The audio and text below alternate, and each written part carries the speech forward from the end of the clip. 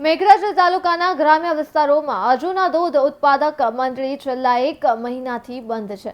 જેને અન્વયે સભાસદોએ સાબર ડેરીના મેનેજરને લેખિતમાં જાણ કરી હતી, જેમાં અજુના મંડળી ચાલુ કરી આપવા બાબતે રજૂઆત કરવામાં આવી છે. અને છેલ્લા લગભગ 45 વર્ષ જૂનો ચેરમેન છે. લગભગ આપણો તો જન્મે નહીં હોય એમ બધા માણસો વાત કરે છે. લગભગ એક જ ચેરમેન છે.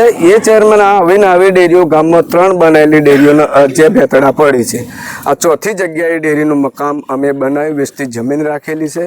અમે પણ જે ગોડાઉન બનાવેલું છે અને ગ્રાહકમાં અમે નજીકના છીએ. છેલ્લા અમે લગભગ 24 વર્ષથી ડેરી અહીંયા ચાલે છે. હું પણ ડેરીમાં નોકરી કરી ચૂકેલો છું. 7 વર્ષનો મેં પણ પગાર નથી લીધેલો ડેરીમાં. હવે ગયા વર્ષે 2% ભાવ ફેર આપ્યો નહોતો. આ સાલ 20-25 જણાનો ભાવ ફેર આપ્યો નથી. બરાબર. હવે મારા સેક્રેટરીનો હોદ્દો તો ગ્રાહકને જવાબ આપવો પડે ને. હવે જવાબ ભાવ ફેર ના ચૂકવી ગ્રાહકો એને ગાળો બોલે. બરાબર. મારા પણ કોઈ હિસાબ ના મળે એટલે ગ્રાહકને હું જવાબ દેવાનો મારે.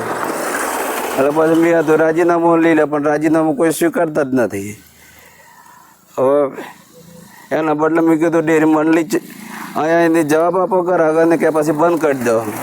એના બદલે મેં એવું કહ્યું એટલે પછી એમણે હતી. એટલી વિનંતી છે કે અમારી ડેરી વર્ષોથી ડેરી ચાલે છે અને એ ડેરીમાં 150 જેટલા અમારા ગ્રાહકો અમે દૂધ ભરાઈ શકીએ છીએ. તો અગાઉ 3 વર્ષથી અમારી હાલ કમિટી કોણ છે એ પણ અમને જાણવા મળતી નથી. અને અમે 3 વર્ષથી અમે હિસાબ માગ્યો તે પણ અમને હિસાબ મળતો નથી.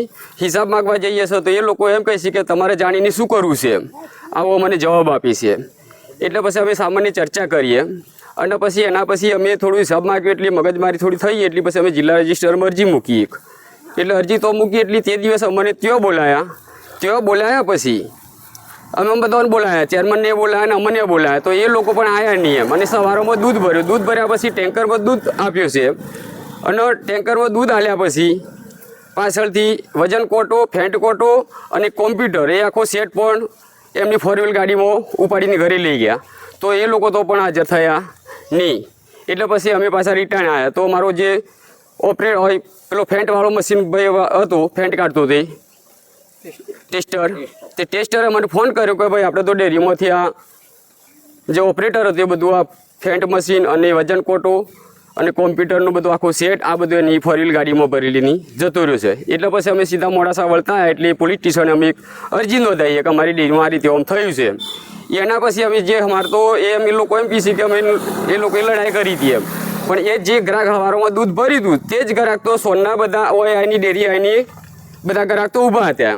તો પછી અમારે ઘરેની બહેણીઓ લાવીની અમે ગ્રાહક અમે રાત્રે ચો જાય. તો પછી અમે બધી ડેરીઓ દૂધ લાવ્યા, દૂધ ભર્યું બીજી ડેરી હવે સપ્લાય કરીએ છીએ. અને આજે બી સપ્લાય કરીએ છીએ એમ.